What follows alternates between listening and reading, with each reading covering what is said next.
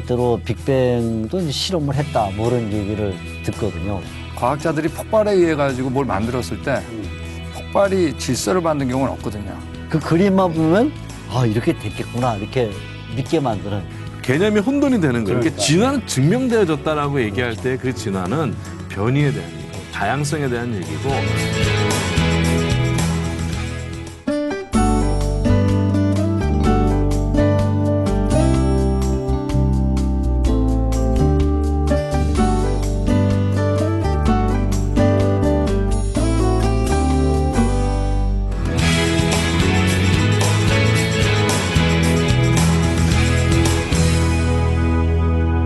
자, 그럼 이제 창조론을 주장하려면 진화론의 가장 핵심이 되는 이 자연선택설, 뭐 말하자면 적자생존이나 뭐 이런 것들을 우리가 합리적으로 비판해야 되는데 정 교수님이 한번 얘기 좀 해주시죠. 어떤 비판을 가할 수 있을까요?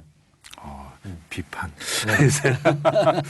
근데 이제 그 뭐 총장님께서 잘 말씀을 해주셨는데요. 이 다윈의 진화론의 핵심이 자연 선택과 자연 선택에 근거한 생존 경쟁으로 적자 생존. 그리고 그 이후에 다윈이 얘기했던 자연 선택의 메커니즘이 무엇이냐 해서 나왔던 게 이제 뭐 네오 다이니즘, 신다이니즘 얘기해서 나온 게 돌연변이. 그게 이제 그 1953년 왓슨 크릭으로 이제 DNA 스트럭처가 알려지고 유전자라는 게 발견되어지고 유전자와 또 단백질과 세포의 관계가 만들어지면서 돌연변이가 자연 선택의 기본적인 기작이고 자연 선택과 돌연변이에 근거해서 그 진화가 일어난다라고 이야기를 하죠. 근데 이제 처음에 아까 잠깐 말씀을 드렸지만은 그리고 지금 확실하게 된 건 뭐냐면 돌연변이가 자연 선택에 근거한 종류의 발전 또는 생명체의 생존에 더 필요한 뒷받침하는 증거가 될 수 없다는 게 확실해졌어요. 아니, 그러니까 어떤 면 지금 왜냐하면 돌연변이는 그걸 먼저 함프랍니다. 정리하면 좋겠어요. 그러니까 어떤 지금 메커니즘은 둘밖에 안 나왔어요. 자연 선택과 돌연변이. 자연 선택과 이제 돌연변이. 이거를 먼저 정리하신 다음에 네. 얘기를 하셔야죠. 얘기해 보시면은 아니 그 얘기 하셔도 아니 아니야. 왜냐하면 저는 됐어요. 이제 됐습니다. 그러니까 두 개의 메커니즘. 두 개밖에 없어요, 지금은. 자연 선택과 돌연변이. 예, 그렇습니다. 이 두 개의 메커니즘을 놓고 이제 설명을. 근데 자연 선택도 사실이고요. 돌연변이도 사실이에요. 각각의 현상은 각각의 그 현상은 어. 사실입니다. 근데 그것이 뭐냐면 첫째 종류를 못 바꾸는 거죠. 종류를 못 못 바꾼다. 바꾸죠. 그렇지? 또 하나는 뭐냐면 유전적인 인포메이션을 두 과정 모두 다 잃어버리는 과정이에요. 증식이 아니고. 언제나 유전적인 예. 아까 말한 거 똑같네요. 정보에 예. 똑같은 겁니다. 예, 예를 들면은 털이 긴 예를 들면은 저 개가 교배를 했다. 예, 그래서 털이 긴 거와 작은 게 짧은 게 나왔다. 근데 추위를 경험해서 털 짧은 것들이 이제 따뜻한 곳으로 이동했어요. 네, 네. 그래서 털이 긴 게 남아 있다 그래서 네. 유전 정보가 증가된 게 아니라 털을 짧게 하는 유전 정보를 잊어버렸을 때 길게 되는 거예요. 그렇구나. 그래서 기본적인 라이프가 완전 일어나는 반대예요, 거는 이게. 정보의 로스입니다. 이게 언제나 중요해요. 로스 오브 그리고 인포메이션. 그 지금 그 유명한 그 저기 나방 있지 않습니까? 네, 네, 네. 산업혁명 때 벽에 붙었던 까만 나방은 까만 사라지고 하얀 나방만 남았다를 많은 잘못된 교과서에서 진화의 증거로 보는데 자연 선택이죠. 그거는 자연 선택이죠. 새들이 하얀 게 잘 보이니까. 그렇죠. 예. 그래서 잡아먹어서 얘만 남은 거고 그것이 그 나방의 종류를 새로운 종류로 변화시키는 진화의 증거가 된 게 없고요. 없구나. 어떠한 자연 선택도 그런 면에서 새로운 종류를 창조하거나 만들어낸 사례가 없다는 거죠. 선택에 의해서 되어진 거는 아까 제가 나무에서 얘기한 것처럼 정보의 감소라고 볼 수 있고요. 그다음에 이제 돌연변이에서 유전자를 많이 얘기합니다. 이제 돌연변이 같은 경우도 모든 생명체 안에는 돌연변이를 막고자 하는 프로그램이 내재되게 만들어져 있어요. 소위 얘기하는 뭐 수선 시스템, 리페어 시스템. 그러니까 생명체에는 DNA가 돌연변이로 문제가 되면은 그 문제를 막고자 하는 시스템으로 되어 있습니다. 그러니까 근본적으로 돌연변이는 함풀하고요. 그 세포 같은 경우가 돌연변이가 일어나서 만들어지는 게 캔서일 수 있어요. 캔서죠. 그게 암이죠. 그죠. 그랬을 때 세포 괴사라고 해서 변이가 심해져 갖고 살 수가 없으면 그 세포만 죽입니다. 오히려. 이제 그거 같은 경우는 돌연변이가 어떤 생명체의 새로운 걸 나타나게 하는 기작으로 작용될 수가 없다는 거고요. 수많은 인공 돌연변이 실험 그리고 수많은 돌연변이가 새로운 종류를 만들어낸 거는 역대 없습니다. 네, 그런 면에서 자연 선택과 돌연변이는 진화의 증거가 될 수 없고 오히려 반대가 오히려 되네요. 반대입니다. 단 자연 선택 돌연변이란 말 자체는 생물학적 터미놀로지로 일어나는 현상이죠. 네, 현상이죠. 그리고 그 네. 현상에 대한 해석은 창조론을 해석할 수 있는 종류별로 오히려? 만들어지고 예, 예. 그 종류별에서 번식되어지고 종류별로 생명체가 존재한다는 성경적 창조론에 근거한 증거라고 볼 수가 있어요. 그렇기 때문에 리페어 시스템이 있어서 수선 시스템이 있는 겁니다. 변화나 자연주의적 메커니즘이 맞다면 오히려 계속 변화가 돼야 되고 수선할 필요가 없고 새로운 게 나와야 될 텐데 유지하고자 하는 컨서브 보존하고자 하는 능력들이 생명체 안에 내재돼 있어요. 면역도 그런 것 중에 하나 그런 예. 이제 그런 면에서 일어나는 현상을 창조론적 증거로 볼 수 있는데 그거를 진화라는 증거로 설명하는 거는 사실은 세계관적 퀘스천이라고 볼 수가 있다고 생각합니다. 우리 시청자들이 오늘 이 말씀을 드리면서 똑같은 현상을 어떤 시각에서 바라보느냐가 결국은 이론을 달리한다는 점을 명심해야 될 것 같습니다. 지금 용어는 세계관적 시각이라 이렇게 표현을 썼는데 같은 두 개의 메커니즘 현상이 있어도 그것을 어떤 입장에서 보냐에 따라서 진화론이 될 수도 있고 창조론이 될 수 있다는 것은 시청자들께서 깊이 생각을 해야 될 문제인 것 같습니다. 시청자들에게 엄청나게 도움이 되는 얘기를 지금 하고 계시는데요. 미국의 그랜드 캐년을 이제 답사하시면서 많은 그 지질학적인 어떤 가치들을 발견해 내시고 또 창조론에 도움을 주는 얘기를 하시는데 그 지질학적으로 그랜드 캐년의 가치가 어떻습니까? 저도 가보긴 했지만 뭐 설명을 안 듣고 그냥 와 엄청나다 이런 거 왔는데. 예. 근데 그랜드 캐년에서 이제 창조과학 얘기한다고 그리고 또 노아홍수, 지층 화석 얘기한다 그러면 왜 그랜드 캐년에서 노아홍수 얘기를 하냐 그래요. 사실 지구상 어디에서나 할 수 있죠. 네, 노아홍수라는 건 전지구적인 사건이기 때문에 그렇죠. 어디에서나 할 수 있는데 이제 그랜드 캐년이 몇 가지 장점이 있는 것이 장점이 있군요. 워낙 그 협곡이잖아요, 캐년이요. 그렇죠. 협곡이 워낙 깊숙이 파여 있기 네, 때문에 네. 깊이가 제일 깊은 게 1.8, 맞습니다. 예. 길이가 1.8km. 예, 킬로. 그리고 길이가 450km. 서울, 부산, 경부선보다 긴 거죠. 그 폭이 제일 넓은 게 30km. 자, 그러다 보니까 다른 지역보다 지층이 제일 훤히 드러납니다. 그렇죠. 예. 네, 그런 점에서 이제 네. 설명하기 쉬운 거죠. 어디서나 설명은 다 어디서나 가능하죠. 그래서 제가 한국에서도 지난번에 해달라고 해서 한국에서 했으니까. 그랬군요. 예. 자, 근데 이제 워낙 깊숙이 파이니까 조금 전에 말씀드렸던 창세기 1장 때 만들어진 땅. 첫째 날, 그 다음에 물이 한 곳으로 모이면서 만들어진 땅, 그리고 노아홍수 심판 때 만들어진 세 가지 지층이 지구상에서 가장 훤히 드러냅니다. 또 나무도 없잖아요. 그렇죠. 예. 네, 그런 면에서는 뭐 그랜드 캐년은 아주 하나님께서 성경대로 행하신 거에 대한 얘기를 하기는 최적의 장소죠. 제가 언젠가 그 뉴질랜드 갔더니 거기는 이제 창조가 그 연구하는 분이 연세가 그때 한 60 되셨을까 뭐 되신 분인데 저를 이제 그 투어 가이드를 하시면서 쭉 그 설명을 해주는데 오늘 지금 얘기한 것처럼 이렇게 짜임새 있는 얘기는 아니었는데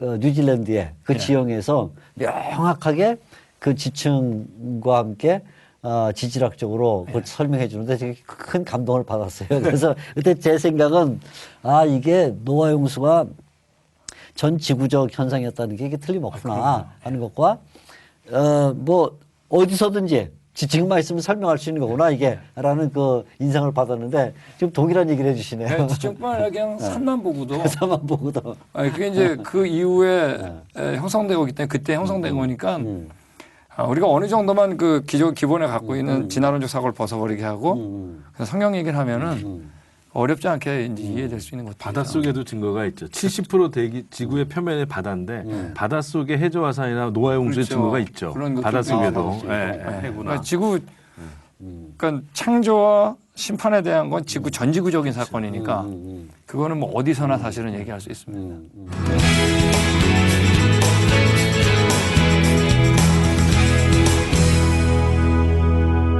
몇 가지 또 얘기 나오고 싶은 것은 우리 이재만 교수님 좀 우리 보통 그 시청자들은 좀 알아듣기 어려운 이제 말들인데 뭐 예를 들어 뭐 지질 개통표 또 뭐 방사성 동위원소 연대 측정 뭐 이런 것들은 잘 알아듣기 어려운 말들이지만 이제 조금 쉽게 이것이 창조론을 설명하는데 어떤 도움이 될 수 있는지 한번 말씀해 주시면 좋겠네요.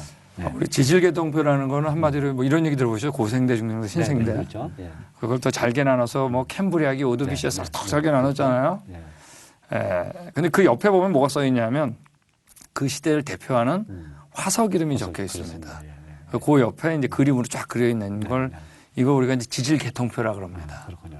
예, 그러면서 이제 몇 억 년이라는 얘기를 한 건데 사실 과학 책에서 우리에게 이것만큼 큰 영향을 준 그림은 없어요. 아, 그렇군요. 예. 예. 그러니까 이 그림이 의미하는 건 날 설명하는 거면 내가 어디서 왔냐면 그렇죠. 예. 수십억 년 동안 진화와 멸종이 반복되다가 내가 됐다는 얘기죠. 자, 근데 이건 이 지질시대표는 1차적으로 뭐로만 만든 거냐면 화석으로 만든 겁니다. 자, 근데 화석이 거기 나와 있는 거죠. 진화의 순서로 지구상에 고스란히 발견되는 것은 지구상 어디에도 없거든요. 그렇군요. 예. 자, 아까 우리 말씀드린 것처럼 중간 단계 화석 없잖아요. 예. 예. 더군다나 화석은 그냥 널려 있는 걸 그렇죠.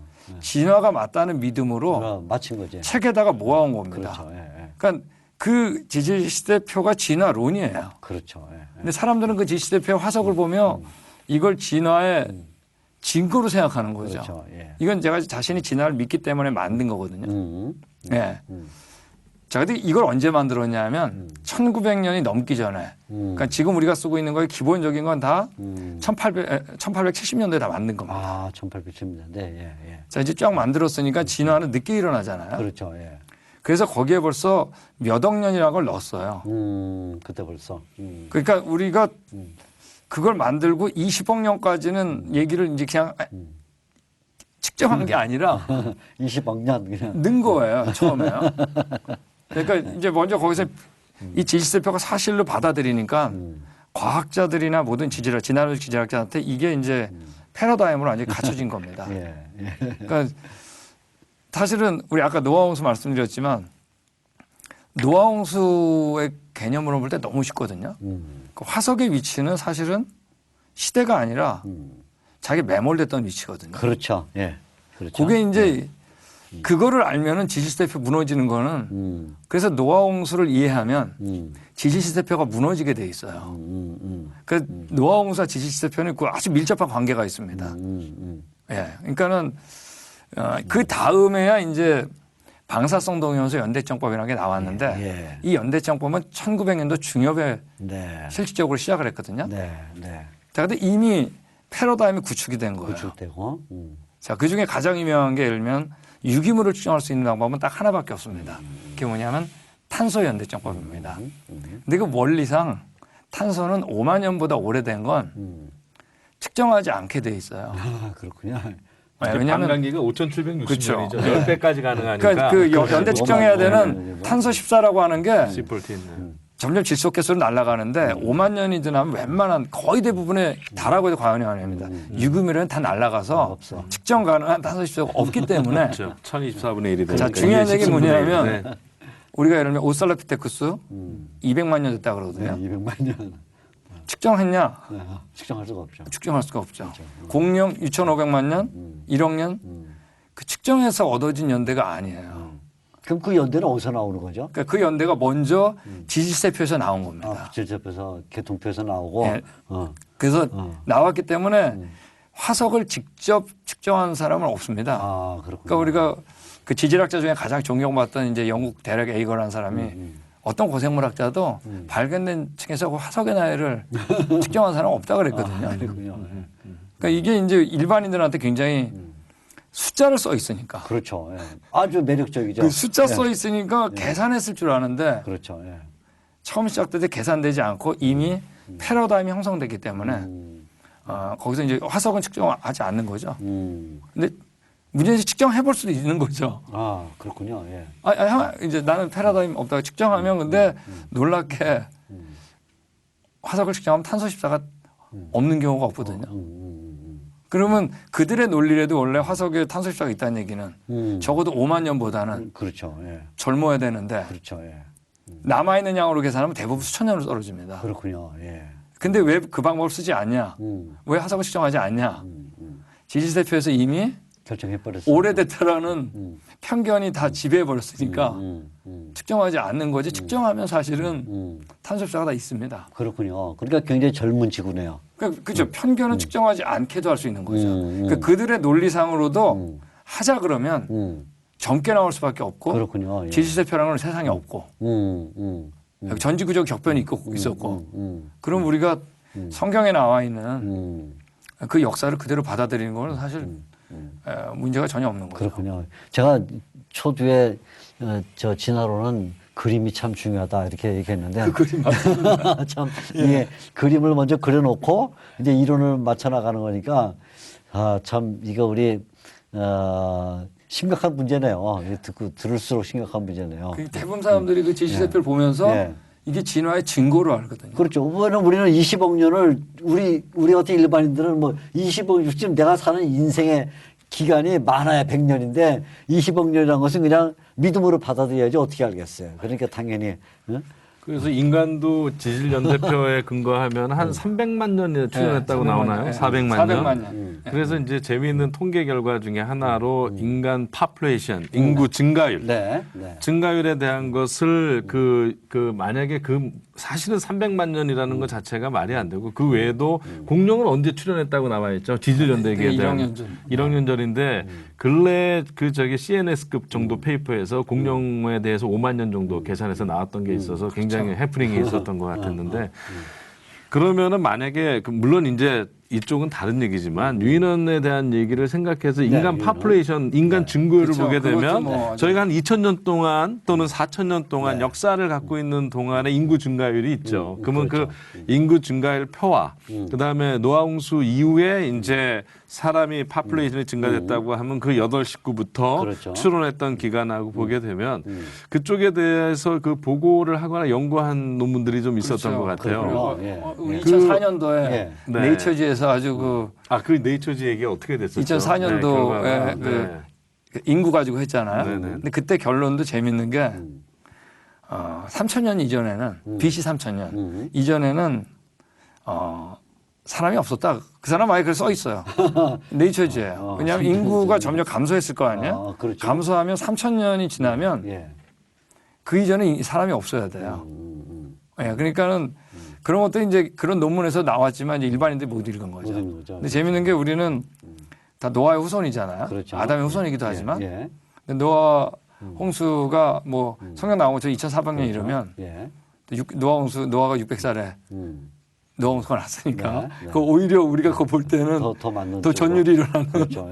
그렇죠. 그렇죠. 일단 파퓰레이션 계산을 해보게 되면 만약에 그 몇백만 년이라는 걸 추론을 해서 보통 인간이 사람이 한 세대 30년에 2배씩 된다고 생각할 수도 있는데 계산을 500년씩 2배가 된다고 생각을 해도 사실은 전 은하계를 사람으로 채워도 놀 만큼 이거 지구는 가라앉았겠죠. 그 무게로. 이제 물론 뭐 멸망이 있었다 뭐 했었다 하지만 멸망이 있고 2명은 살아남아야죠. 그렇죠. 또 많이 커졌다 멸망이 있다 2명이 살아남 그런 단계를 또 수백만 번 있어야 된다는 얘기니까 건전한 산식으로 파퓰레이션을 봤어도 인간의 출현 역사가 그렇게 길 수 있다라는 거는 또 문제가 굉장히 심각하고요. 그러니까 이제 문제는 이제 제가 아까도 뭐 철학적 비판이라고 그랬는데 인구만 퍼퓰레이션 되는 게 아니고 모든 생물이 다 퍼퓰레이션 돼야 되니까 이 생물의 개체수가 한두 개가 아니잖아요. 그러면 인구가 그 퍼퓰레이션이 지금까지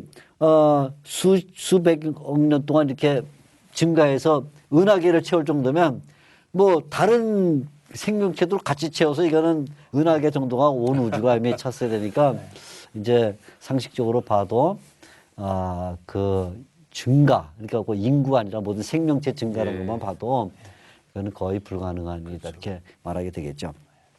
근데도 어떻든 뭐 계속 뭐 유인원이 발견됐다, 또 오래된 인류의 화석이 발견됐다, 뭐 이렇게 얘기를 하는데 실제로 그렇게 오래된 인류의 화석이 발견됐다 그럴 때 그 화석은 뭡니까 도대체?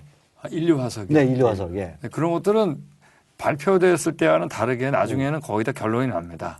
사람이면 사람, 원숭이면 원숭이. 대표적인 게 뭐 저희가 중고등학교 때 배웠을 때 뭐 자바원인, 필트다운인, 그렇죠. 네브라스카인, 네. 라마피테쿠스 이런 것들 다 결론 냈기 때문에 네.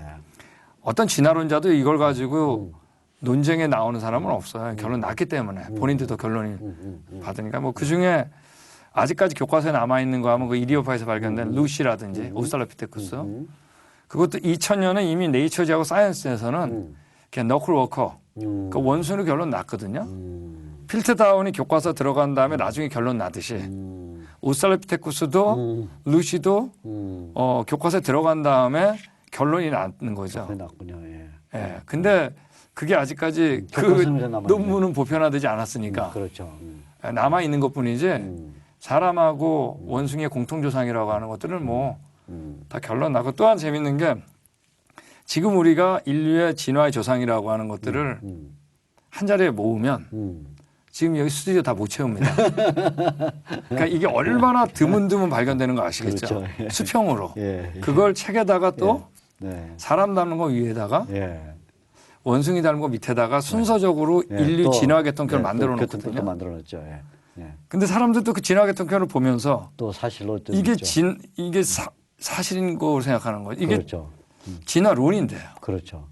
누군가가 원숭이 닮은 거 사람 닮은 거 낫겠죠. 그렇죠. 예. 그걸 보고 왜 측정 안 한다고 아까 이미 말씀드렸으니까. 그렇죠. 예, 측정 안 하니까. 예. 그러면 다음 두 곡을 발견하면 어디에 놓을까 궁리하는데 그렇죠. 이 방법은 딱 하나입니다. 모양 보고 밑에 놓을까 위에 놓을까. 또 그렇죠. 발견되면 또 하나. 또 어디에다 넣을까. 그러니까 이 그림이 진화론인데 예. 그걸 우리는 증거로 알고 있는 이게 슬픈 현실이죠. 그러니까.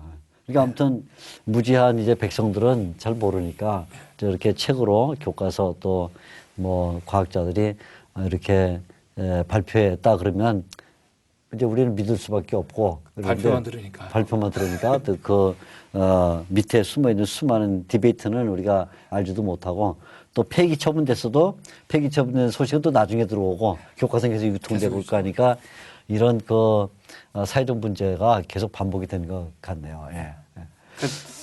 단적으로 말씀드리면 창조화지나 공개 논쟁을 할 때 어떤 진화론자도 지금 중고등학교 교과서에 들어있는 내용을 들고 나와서 디베이트하는 사람은 없다는 얘기입니다. 그렇군요. 예. 예.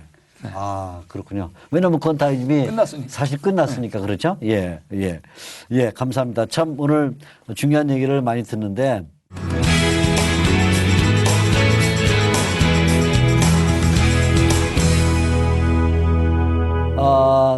몇 가지 이제 간단히 좀 더 얘기를 나누고 싶은 거는 이제 창조론을 우리가 이야기하면 창세기를 늘 돌아갈 수밖에 없지 않습니까? 또 창세기에 돌아가야만 될 수밖에 없을 텐데 왜냐하면 거기서 생명이 시작이 되었고 또 생명 얘기는 반드시 창세기를 또 봐야 되고 이런데 생명 그러면 이제 DNA를 우리가 얘기하잖아요. 그죠? 그러면 이 DNA 관점에서 볼 때 창조론과 진화론 어떻게 설명을 해야 될지 우리 정 교수님 한번 좀 말씀해 주시겠습니까? 이게 생명이란 무엇인가? 네, 이 네. What is life라는 게 역사적인 퀘스천이고요.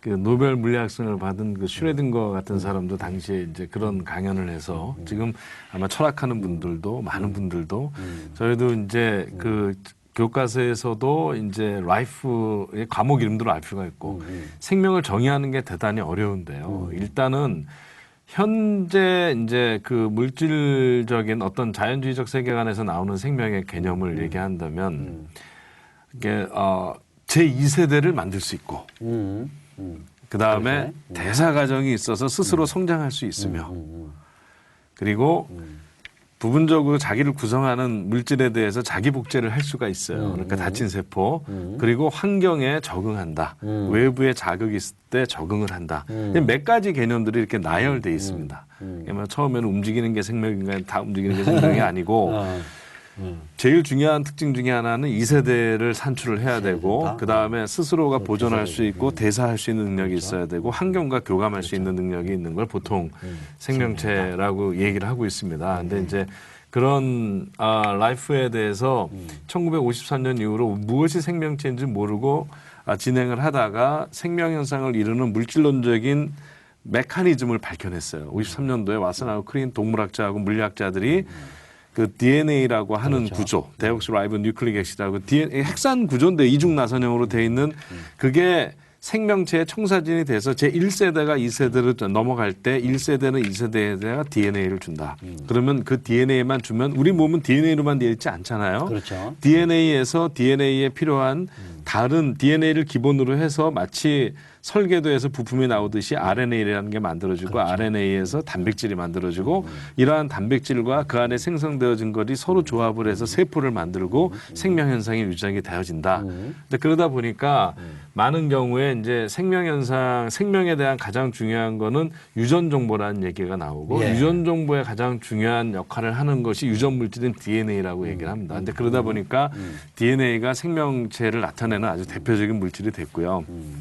근데 여기에서 제가 그 좀 말씀을 드리고 싶은 가장 중요한 건 DNA 자체는 생명도 아니고 생명 어떤 면에서 생명 정보라고 얘기할 때는 DNA라고 하는 물질이거든요. 그 화학 물질이 아니라는 거예요. 그러니까 사람들이 이제는 모든 실험실에서 DNA를 만들어요. 돈 좀 만들어주고 그러거든요. 거기 DNA를 구성하는 물질들이 있는데 이렇게 만들어지는 중요한 거는 DNA가 마치 언어와 같이 그 안에 정보가 있는데 아마 들어보셨을지 모르겠습니다. 이 총장님도 뭐 AGTC라고 DNA를 구성하는 염기예요. 이게 복잡한데요. 심플하게 말씀을 드리면 모르스 신호가 0일이잖아요. 또 모르스 신호. 그다음에 그 컴퓨터 언어는 이진법인 것처럼 DNA는 사진법입니다. 아, 그렇군요. 근데 그게 단순한 배열의 복잡성, 단순한 배열이 아니라 마치 베토벤의 5번 교향곡이 베토벤은 지성이 들어가서 따다다단을 해야 되는 것처럼 배열의 순서가 정해지지 않으면 어떠한 것도 기능이 나타날 수가 없어요. 근데 단 하나의 유전자도 제가 지금 다루는 단백질 중에 하나의 유전자도 시퀀스가 9,000개가 넘어가는데 간단한 거예요. 그 9,000개의 배열을 하려면 확률적으로 4의 9,000승인데요. 그렇죠. 우주 전 우주의 소립자 수보다 많아요. 그게 바뀌어지게 되면 기능을 못 합니다. 못하는구나. 합성하는 기능이 있어도 못 만들고요. 그 정보는 정보의 상출자, 정보의 창조자가 없으면 만들어지지 않는다는 거죠. 그래서 DNA 유전 정보가 발견된 다음에 더욱 놀란 거는 그 안에 있는 놀라운 설계, 어떻게 보면 정말 창조주의 놀라우신 섭리가 그 안에 심어 있었다라는 걸 발견하게 됐다는 걸 말씀드리고 싶고요. DNA 자체는요 하나의 매질입니다. 네. 제가 USB 있으면은 그냥 매질이고 USB에 모든 정보가 들어가도 그 안에 나오는데 그 안에 정보가 들어가야지만 나오는 거죠. DNA 자체는 매질이고 DNA에 있는 염기의 배열, 그 배열은요 사실은 하나님의 창조의 솜씨를 나타내는 배열이고 거기에 우주적 지성이 들어가 있다는 거죠. 그게 없으면 아무리 합성이 안 돼요. 대장균 못 만듭니다. 바이러스 못 만들어요. 실험실에서 못 만들. 이 아는 걸 갖고 흉내내더라고요. 근데 그런 면에서 DNA 구조가 알려지고 유전 정보가 DNA, RNA, 단백질이 되어지고 이 생명에 대한 연구를 하면 할수록 이 안에는 놀라운 신적 개입이 있는 놀라운 신적 지성이 있다. 로고스. 저는 그걸 로고스라고 말씀드리고 싶어요. 그것을 프루브할 수 있다. 예, 복음서에 나오는 로고스처럼. 네. 그래서 그렇죠. 그 생명 정보는 그다음에 아까 우리 이 교수님도 말씀하셨지만 생명의 비밀이 그런 놀라운 정보가 태초에 있었고 종류별로 있었고 그런 정보들 안에서 하나님의 은혜 가운데 다양하게 번식하고 자라나고 있고 그 정보가 수선되어지고 보존되어지게 처음부터 만들어졌다가 맞지. 작은 정보에서 그 정보가 나오는 건 불가능하고 정보가 늘어난 일도 없으며 정보는 소실되는 방향으로 가는 게 기본적인 생명 현상이다. 그런 면에서 1953년 이후에 발견된 모든 생명 현상의 유전 정보에 대한 증거는 창조주의 놀라운 존재함을 선포하는 거다. 뭐 감히 이렇게. 네, 오늘 이제 진화론이 무엇인지에 대한 정체도 많이 우리가 배웠고 또 창조론, 성경의 입장 또 잘 배웠습니다.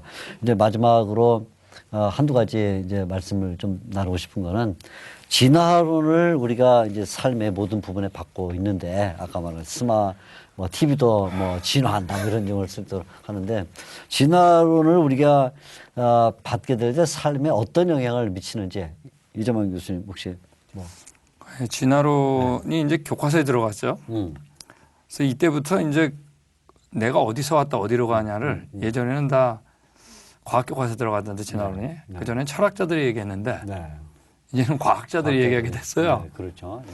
그래서 진화론은 결국 나를 건드렸죠. 내가 누구냐, 네. 내가 어디서 왔다 어디로 가느냐를 이제 건드렸기 때문에 우리가 가는 모든 삶에 당연히 영향을 줬습니다. 그러니까 예를 들면은 우리 뭐 생명 경시하는 거라든지 아니면 최근에 나온 동성애라든지 이런 것들 결국 내 문제이기 때문에 우리가 사람도 동물 중에 하나라 그러잖아요. 그러니까요. 그런 표현 자체 하나하나가 벌써 우리 분명 성경에서 하나님의 형상이라 그러는데 그들 다스리는 이런 거에 뭐 절대적인 영향을 끼쳤죠. 그렇군요. 예. 우리 정 교수님도 네, 삶의 영향이 무엇인가 있을지. 진화론은 어떻게 보면 죽음이 동일입니다. 새로운 죽음과 새로운 죽음, 적자생존, 생존 경쟁으로 새로운 우성의 개체들이 만들어지는 거기 때문에 사실 어떻게 보면 죽음의 철학일 수 있어요.